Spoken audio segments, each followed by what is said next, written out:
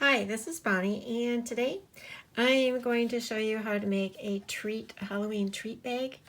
This is a really simple, quick one, and so I'm going to show you what it is I'm going to be using. This is a craft bag. It measures 5.5. Hold on one second. It measures 5.5 by 4.5, and that's just going to be my base. And then I'm going to be using, I don't remember the name of this one, but this is Fairy Hugs Slimline Grayscale. I'm pretty sure it's Moon, but I can double check and I'll make sure I have that in the description below with a link. I'm also going to be using these Halloween stamps. So they don't have to be Halloween, they can be anytime. I'm going to be using Flying Bats. I'm going to be using Opal. She comes with a separate pumpkin bag. I'm going to be using the pumpkin stack. I love these. And I'm going to be using the tree castle. So I think I've got everything else set up. Oh, I'm also going to be using some scrap black and scrap gray to make this. And I'm going to be using some black netting. So let's get started. All right, so the first thing you need to do is figure out, this is slimline, and obviously this is not a slimline bag. You have to figure out how much you're going to be using, and I know I want the moon to be the main focus, so I wanted and I actually cut, when I've made another one of these, I actually cut the top of this first, and then I did the bottom, because I think I want it to be a little bit higher so it looks like she's walking. So basically what I'm going to be doing is I'm going to be cutting it about, let's measure, so just so that you know, because I just kind of like eyed it when I made it the first time. I'm going to be cutting about an inch. I'm going to cut an inch off the top, and then I'm going to place it back down and cut the bottom. Okay, so I cut off the top part, just an inch. Now I have to come back and see how this measures so it's an equal amount. And see it about there. And I'm going to cut that much off, and let's measure that so you'll know in case you do this. That measures, whoops, about 3 inches, just under 3 inches. So I'm going to go ahead and get that cut and show you how that looks with the bag. Hold on a second. There we are.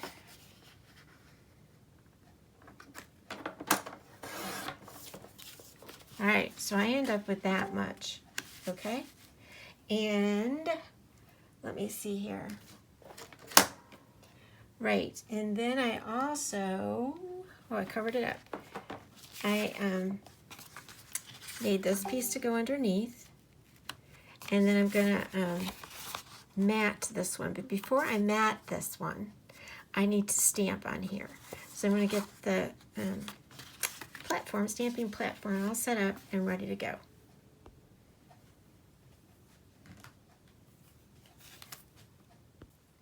Okay, so I'm going to be a little bit more specific because of the space that I have and showing you how I placed it on here to make that work.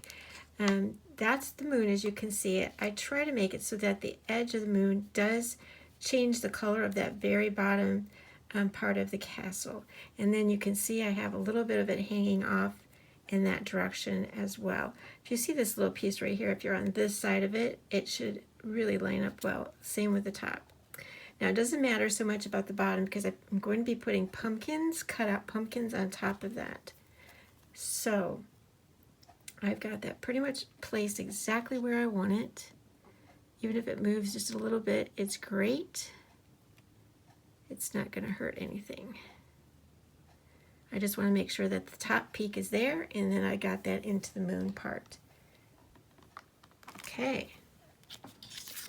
I'm using VersaFine Clear Nocturne. And I'm just going to ink up the stamp.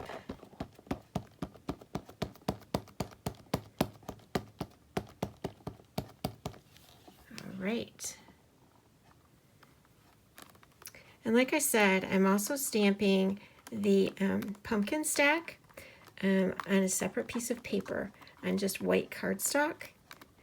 And then I will color that in and cut it out.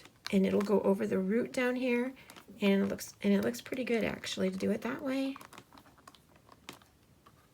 I'm really limited to the size based on the bag. If you get a bigger bag, you can do more in terms of the length. It won't be any wider, which is why I have to mat it 2 times.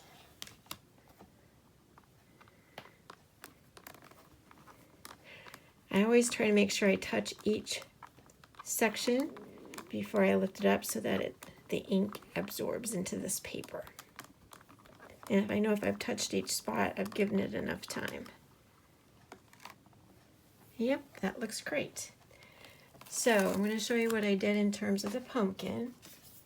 I just went ahead and stamped that on white cardstock. I'm going to color it first, and then I'll cut it out to go at the very bottom.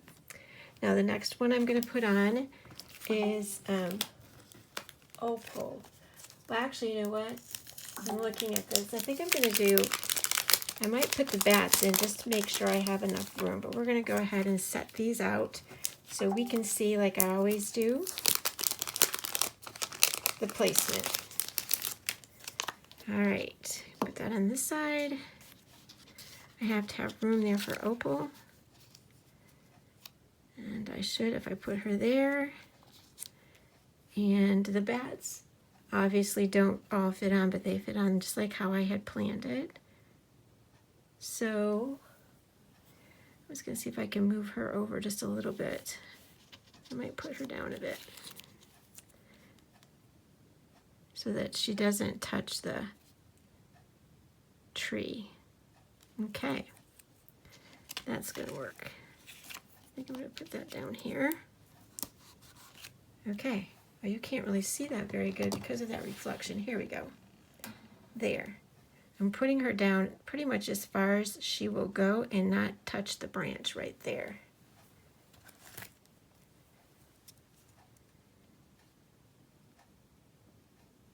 I have seen Opal stamped with holding her pumpkin in this hand, and also have seen it stamped, her stamped so that she is having the holding her pumpkin treat bag to the back.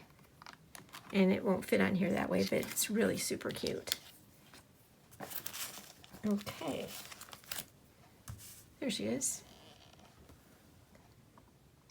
She's all ready. Opal is I call her a bat girl. She's got bat wings.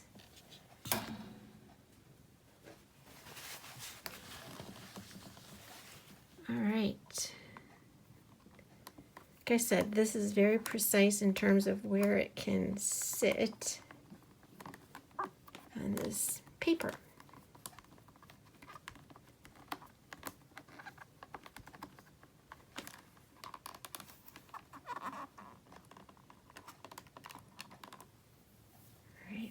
I need some tape over there holding her down. All right, more ink.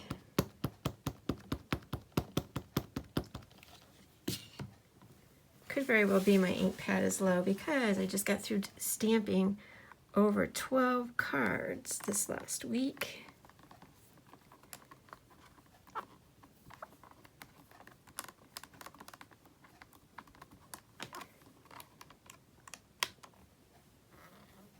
I want her wing stamped just a little bit better.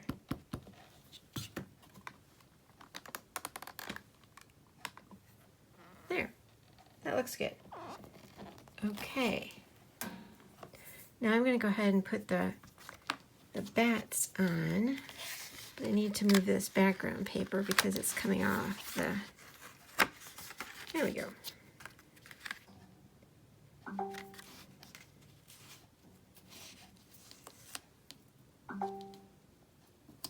Okay.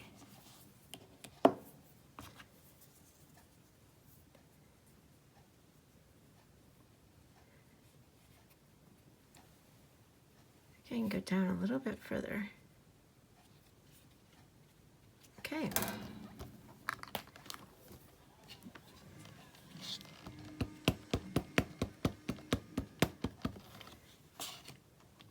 There's that. These are the flying bats. And that's perfect. So the last thing I have to stamp is her little bag. She'll be holding that right there.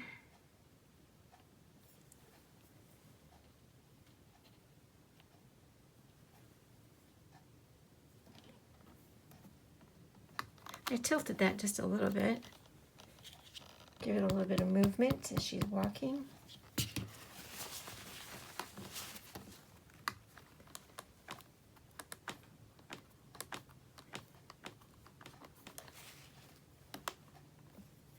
That needs a little bit more ink.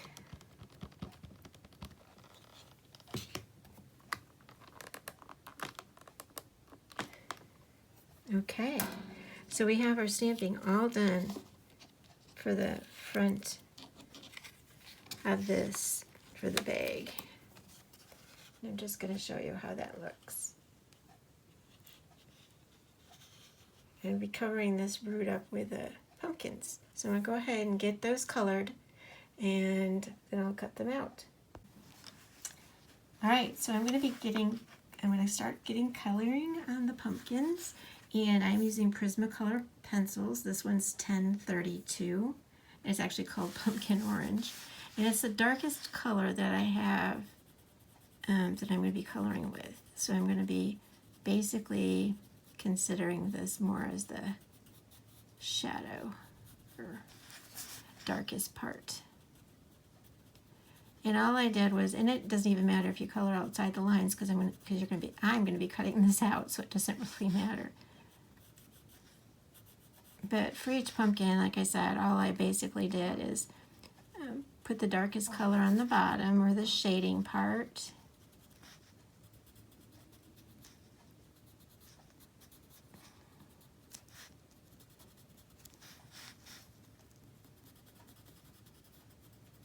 It really doesn't take too long. You don't have to be too fussy about it.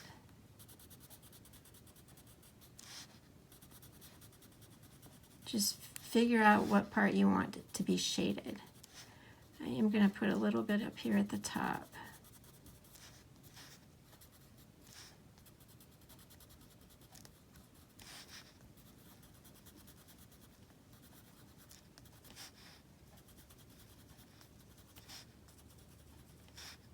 And you can add a little bit of lines if you want some depth for that, because it'll blend in. Okay, so then the next color I'm going to be using is Mineral Orange, and that's 1033. And I'm just going to be coloring up from what I just did, just adding a little bit. These aren't very big pumpkins, so it doesn't really take a lot of coloring. And if you use too many colors, there's not that much space to add the layers.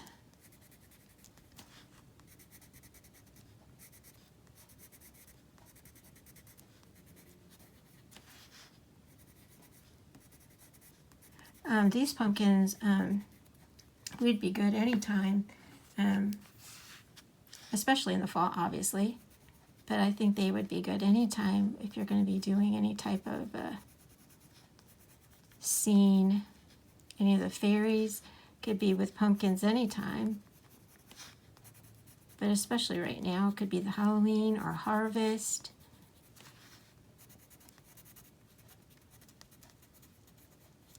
Pumpkins are pretty in the garden because of their color. And I'm sure the fairies love it. All right, the next color would be, oh, that color I forgot to tell you. That was, I can never say that word. Cadmium orange hue. But at any rate, the number is 118. And then I'm going to be using a little bit of the yellow for the most part. It's called Yellow Ochre, 942. These names are not the easiest ones for me to say, but you can't just call all of them yellow. They have to have a extra name to be different so you know which ones they are.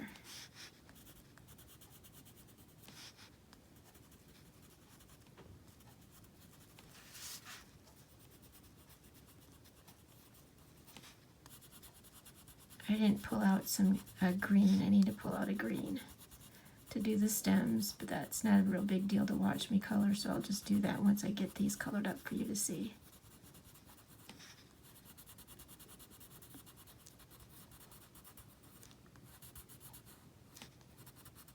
I usually like to take my time even when it's a simple coloring, but because I'm filming and I don't do the fast forward, although I could, I don't.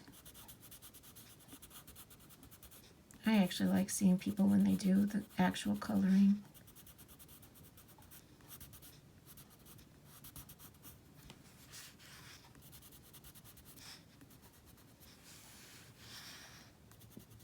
All right.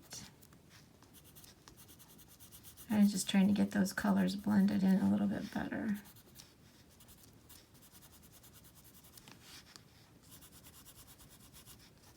All right, so I'm going to get my green, and I think I'm going to get another, well, hold on, I'll show you. This one is super tiny, so I can't even, it's jasmine though, and it's 1012. I'm going to come back in over these, color up that white just a little bit.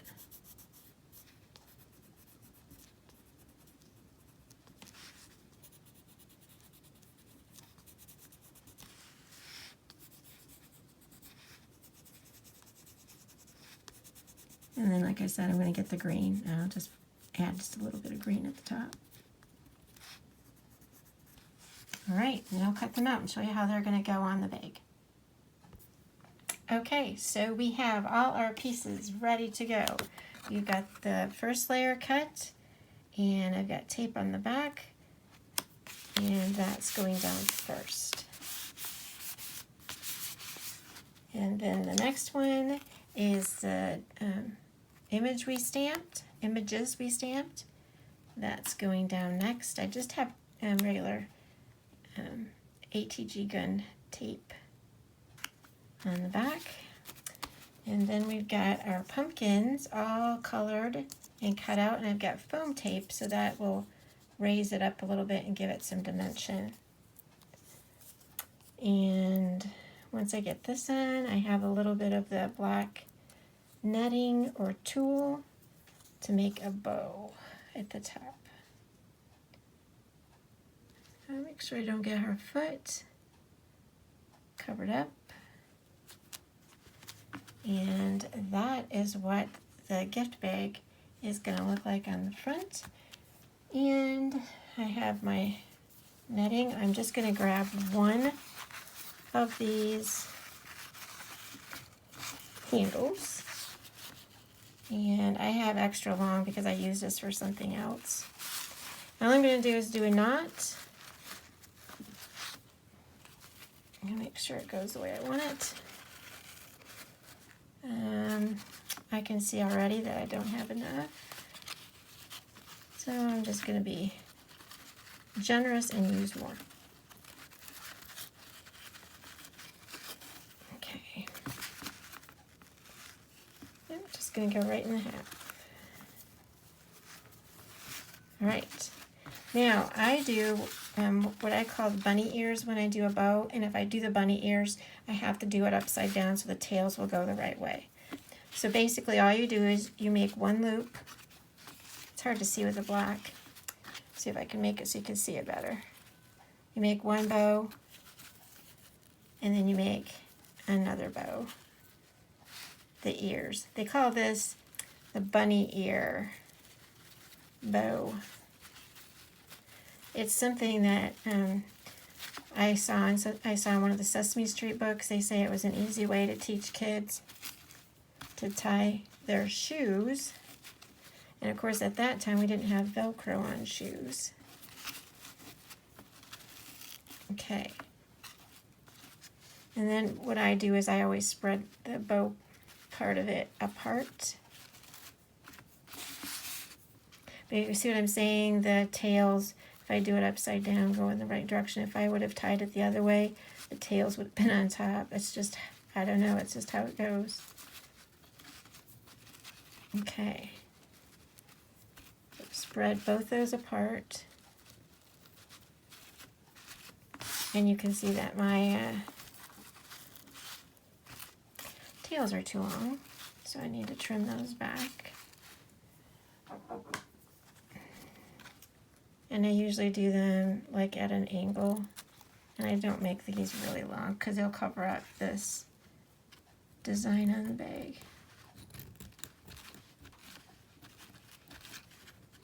There we go.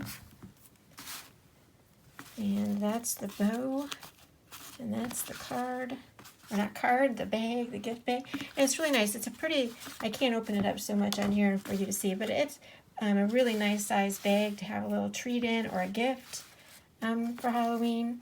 And it just, you know, then it stands up. You can put it anywhere.